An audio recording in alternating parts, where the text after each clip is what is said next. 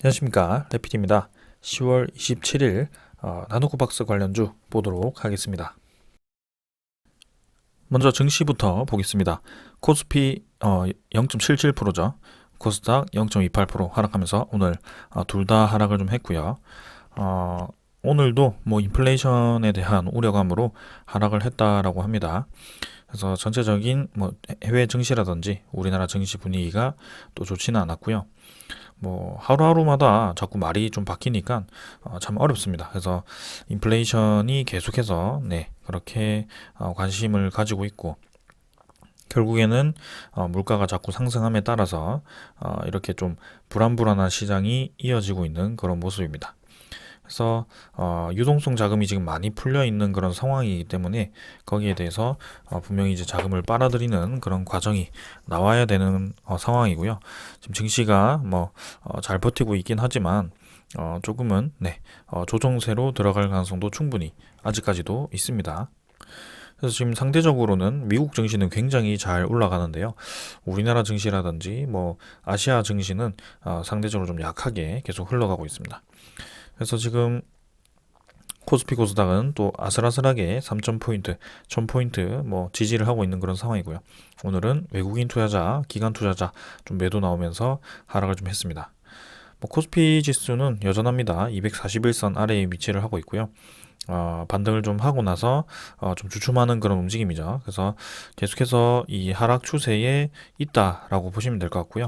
여기서 만약에 이런 식으로 또다시 하락을 할 수도 있는 그런 상황입니다. 그래서 이전에는 이런 저점 라인을 또다시 형성을 좀 하고 있는 그런 상황이었지만, 다시 한번 깨고 추가적으로 더 하락을 하게 된다면 계속해서 쭉쭉 떨어질 가능성도 있으니까 한편으로는 좀 경계를 해야 될 것 같습니다. 월봉도 마찬가지로 계속 떨어지고 있는 상황이고요. 자, 그래서 투자자는 지금 또 외국인과 기관이 또 매도로 전환을 했습니다. 그래서 최근에 들어서는 좀 매수를 해주는 듯 하다가도 또 이렇게 하루 날 잡고 이렇게 팔아버리는 그런 경향이 짙습니다.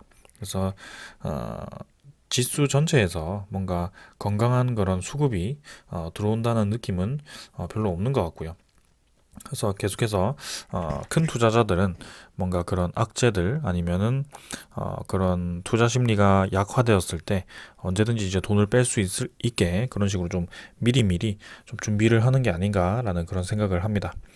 그래서 증시가 좀 반등을 하긴 했습니다만, 확실히 여러분들도 느끼시겠지만 이렇게 쭉 떨어지고 반등하는 과정에서 올라가는 종목들이 있고, 반등해서 다시 올라온 종목들이 있고, 올라오지 못한 종목들이 많습니다. 그래서 특히나 바이오 종목 같은 경우는 크게 회복을 하지 못한 채로 많이 떨어져 있고요.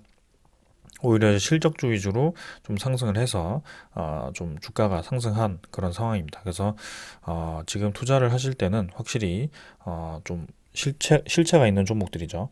실적이 있는 종목들, 그 다음에 성장이 기대가 되는 그런 종목들, 혹은 연말에 배당금을 받을 수 있는 그런 배당주들이 보통 이제 실적주일 가능성이 큽니다.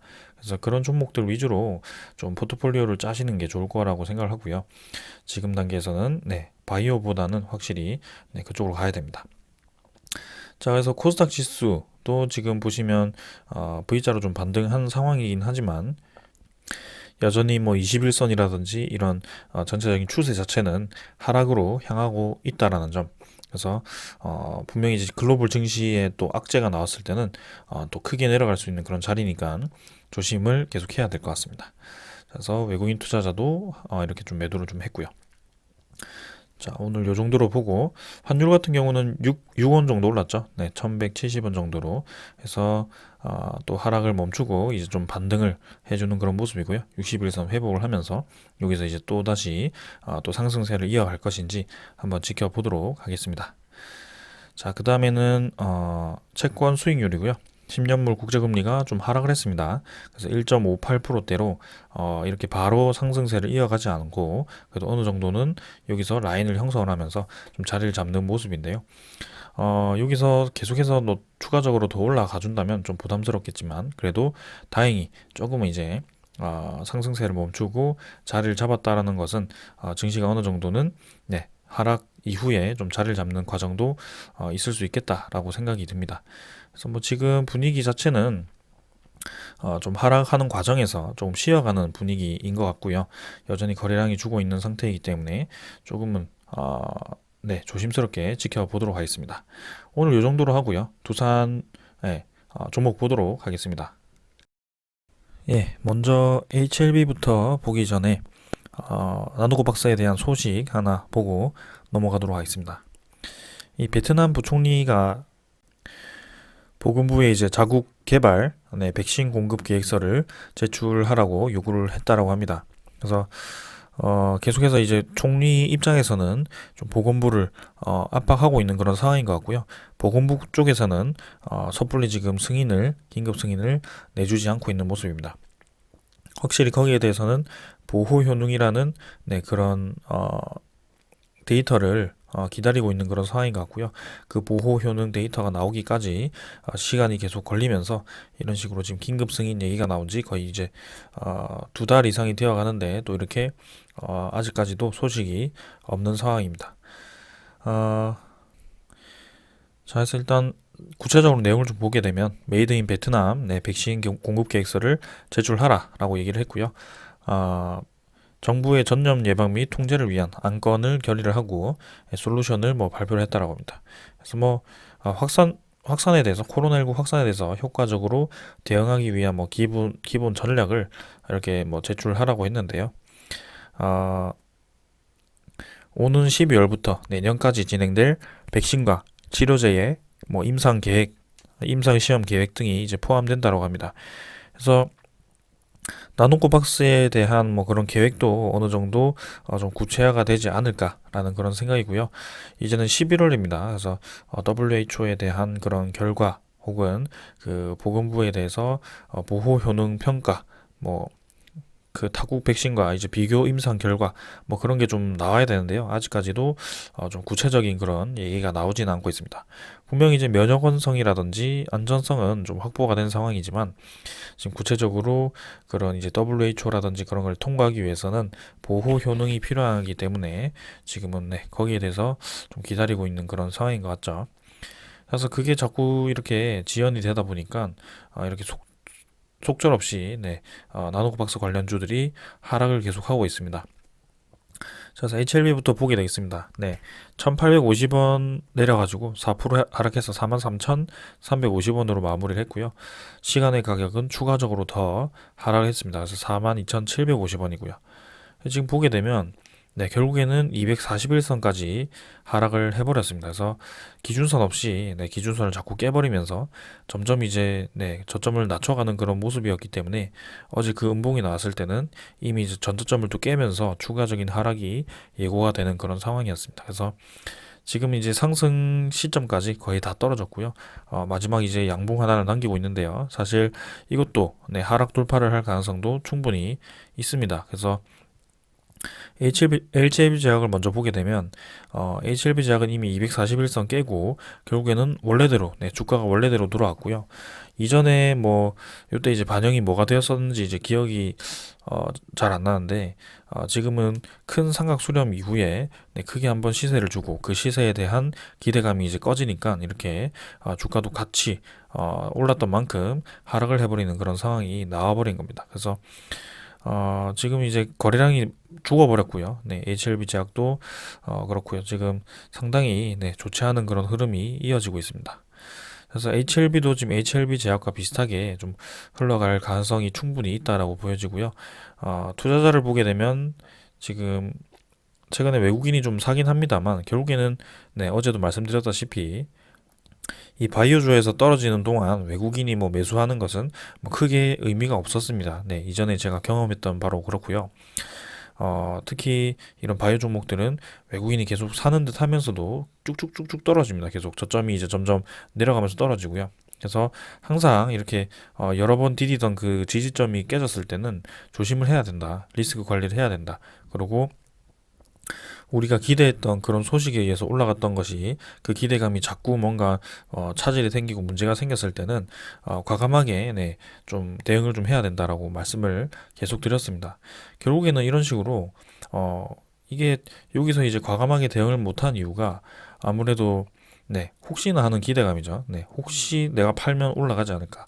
혹시 내가 팔면 이런 좋은 소식이 나오지 않을까? 그게 사실은 이렇게 위험한 자리에서 대응을 하고 그 소식이 나왔을 때 다시 한번 재진입을 해도 사실 늦지는 않습니다. 그래서 그런 말씀을 계속 드렸던 거고요.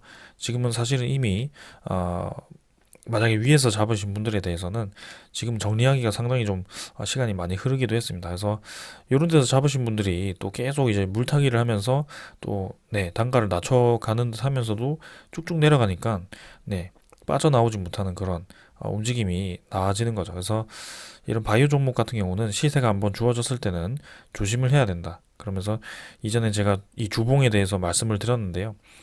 이렇게 주봉 박스권, 큰 박스권에서 한번 돌파를 했다가 힘없이 이제 다시 한번 들어오는 입장에서 조금은 불안했습니다. 그래서 거래량도 좀 급감을 했기 때문에 계속 주의의 말씀을 드렸고요. 지금 상황에서는 이미 이제 시세가 거의 다 끝나고 지금은 나노코박스에 대한 그런 소식이 없다면 추가적으로 더 하락이 예상되는 그런 모습입니다. 그래서 HLB 같은 경우는 사실 여기 MOU죠. 그 나노코박스 나노젠과 MOU 체결을 좀 했었는데요. 거기에 대해서 이 기사를 좀 보게 되면 사실 이때 긴급 승인, 긴급 사용 승인 대기 중 이런 식으로 그죠. 8월 달부터 이제 얘기가 좀 나왔는데요. 지금 이제 2달 이상이 지났음에도 아직까지도 이제 승인이 나고 있지 않는 그런 상황이죠. 그래서 지금 이런 식으로 끝이 좀 흐지부지 되었을 때는 특히나 바이오 종목 같은 경우는 지금 HLB 같은 경우는 실적 혹은 매출액이 받쳐주는 기업이 아니다 보니까 이런 식으로 속절없이 빠지는 모습이고요. 아무리 기대감이 크다고 해도 조심을 해야 되는 건 확실한 종목입니다. 자, 그래서 일단 보게 되면 여기서 중요한 얘기가 좀 있었는데요. 검토를 했을 때, 여기죠. 각각의 대표 과학자를 선임해서 3개월 내에 이제 나노코박스 관련 자료를 검토한 이후에 기술 이전 협의를 마무리할 계획이다라고 얘기를 했었습니다. 그래서 이때가 이제 8월 18일이었고요. 3개월 뒤면 이제 11월 18일인데요. 그럼 이제 거의 2주밖에 남지 않은 상황이죠. 그래서 이 2주 동안 이 과연 협의가 진행될 것인지, 나노코박스의 승인이 날 것인지, 또 거기에 대해서도 한번 생각을 좀 해봐야 될 것 같습니다. 그래서 혹여라도 이제 지금 이제 나노코박스에 대한 승인이, 긴급 승인이 진행이 되면서 이 MOU 체결이 이제 본계약으로 넘어가면서 일사천리로 이제 진행이 좀 된다면, G3 BNT가 이제 제 역할을 할 수 있는 그런 무대가 만들어진다면 확실히 관심을 좀 받겠지만 시세도 들어올 거고요. 근데 그때까지는 지금 계속 약세를 띌 수밖에 없는 그런 상황이라는 겁니다. 그래서 조심을 해야 된다. 그다음에 HLB 제약도 마찬가지로 이렇게 하락을 했고요. 넥스 사이언스도 지금 결국에는 잘 버티는 듯 하다가도 이렇게 무너지는 모습입니다. 그래서 2250원 내려서 10% 가까이 하락을 했고요. 시간의 가격은 18,550원으로 이제는 만원 중반대까지 떨어지는 그런 모습입니다. 그러니까 이런 종목들은 한번 관심도가 빠지고 수급이 받쳐주지 않으면 이런 식으로 빠져버리니까 대응이 안 되는 겁니다. 그래서 항상 조심하라고 말씀드렸던 거고요. 지금 거래량이 터지면서 떨어졌기 때문에 추가적인 더 하락이 예상되는 상황이고 지지점을 잡는다면 이 241선 15,000원대까지도 하락이 가능한 지점이라는 거 좀 주의를 하시길 바랍니다. 그래서 결국에는 이 121선을 마지노 선으로 제가 계속 말씀을 드렸던 거고요. 121선 이탈했을 때는 커트를 하는 것이 사실 맞았습니다. 자, 그래서 지금 월봉상으로도 대부분 하락을 했고요.